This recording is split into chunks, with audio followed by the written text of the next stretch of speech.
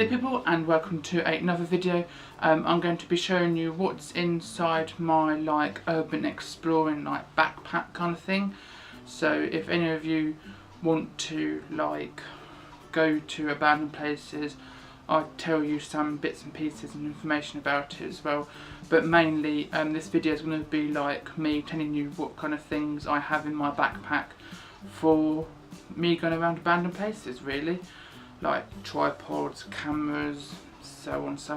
So yeah, let's get down to the video.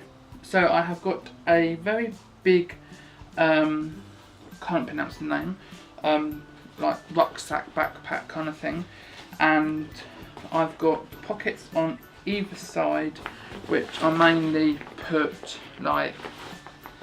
boxes or portable chargers and bits and pieces. But at the moment I've got nothing. In the front zip I have got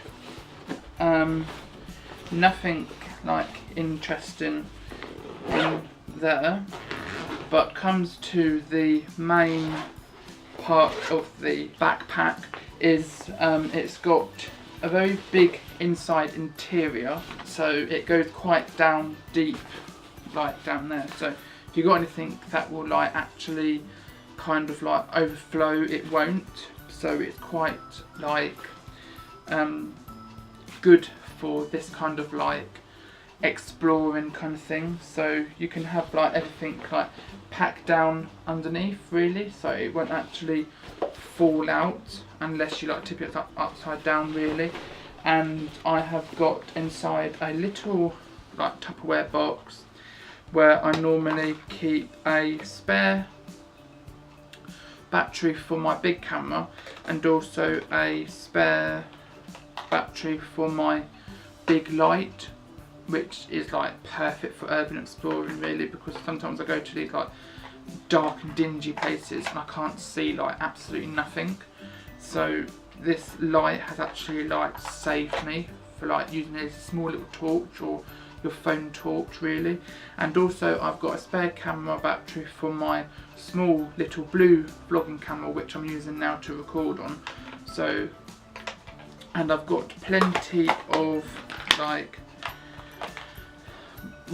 memory SD cards, really, for your camera. I've got 8 gig and another 8 gig kind of thing, but mainly I put a 32 gigabyte in my vlogging camera, so that will last me for the whole day, really, hopefully, if it's got a good battery on it. And also a 64 gigabyte SD card in my big camera, so that lasts me roughly for the whole day, really, if I don't take too many pictures or videos for YouTube, really. So comes down to the camera I use a Panasonic Lumix, which is brilliant for photos and quite good at videos as well, and it's got a very good battery life on it. I don't really need to use it all day, really. Sometimes I do, but the battery life lasts about 6 hours, I'd say, or a little bit more, but that's why I got a second battery just in case if it dies or whatever.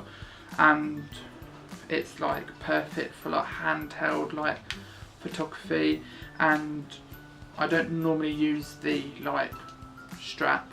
Sometimes I do, sometimes I'm not, but sometimes I just ride it around my tripod and just hold the tripod with the strap, so if it falls off the tripod, I've got the strap to hold on to if it falls off or whatever. But that's a really good camera to use kind of thing. And I have got my light that I use, and this is got to say, a bloody lifesaver, really. It's so bright that if I'm going inside an abandoned building, it just lightens the whole room up in one light, really. And this is sick. But on the other side, it tells you how many or how much the battery life has gone down in your battery. So at the moment I've got about 4 hours left of the light, roughly, or 3 hours or 2. But it's quite good that it tells you how long you've got left on your light. So normally when it goes down to like 1 red light, I normally change to my other battery, so it normally tells me quite ahead really, but sometimes it just dies on me and I'm normally in the pitch black dark and I need to change my light with like no light source or whatever, so sometimes it's a bit like stupid.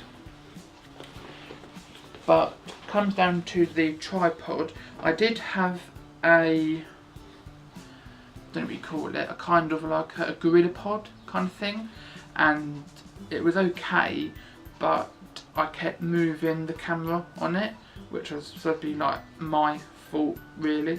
But this one is like a lifesaver. It's so like strong and stable, and it's not like really a big tripod that you normally like carry around with you, like a 4 or a 3-legged one, which is quite high, which I'm using now. But this one is like really stable, so you can like tip it upside down and stuff and whatever.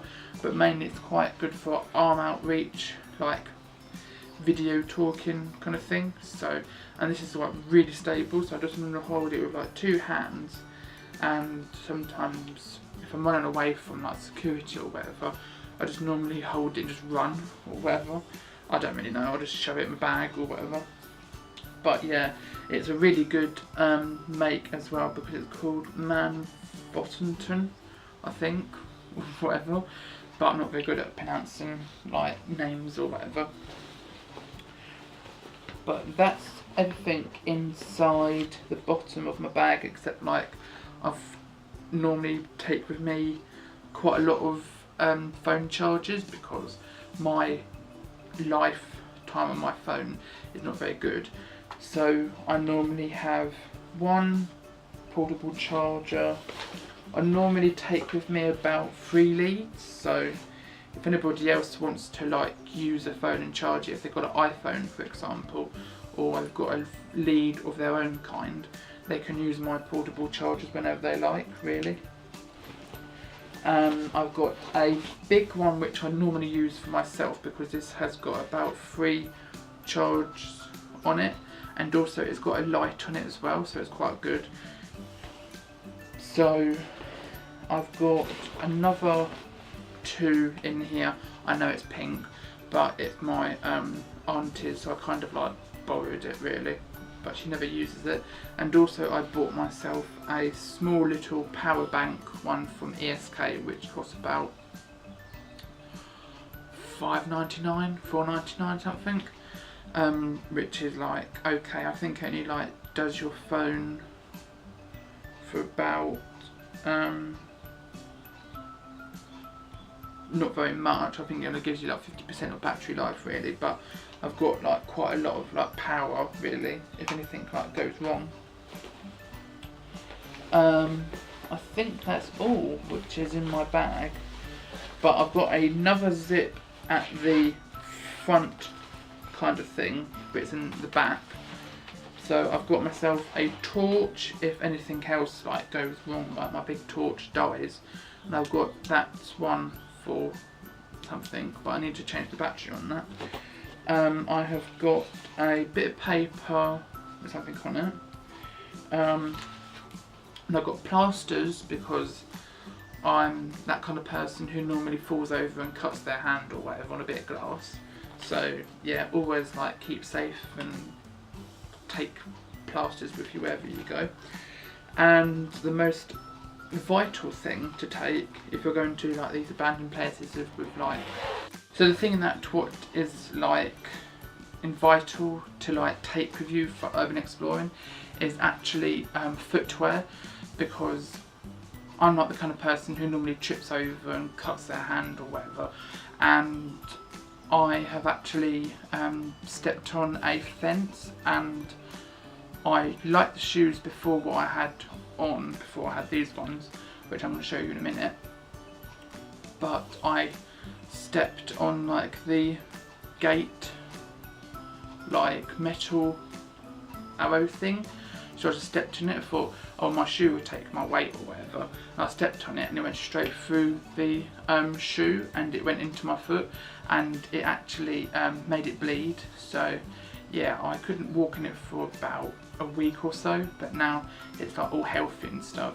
But that's my kind of like accident what I had on my foot. But the only, which is a UK 9, and these are like the shoes I always wear when I go urban exploring, and they're really stable. There's a bit of glass in the bottom of that, I can see. But yeah, these shoes are like a lifesaver. I don't really know what happened to my camera, it keeps turning off, stupid thing. So that is the end of this like kind of video.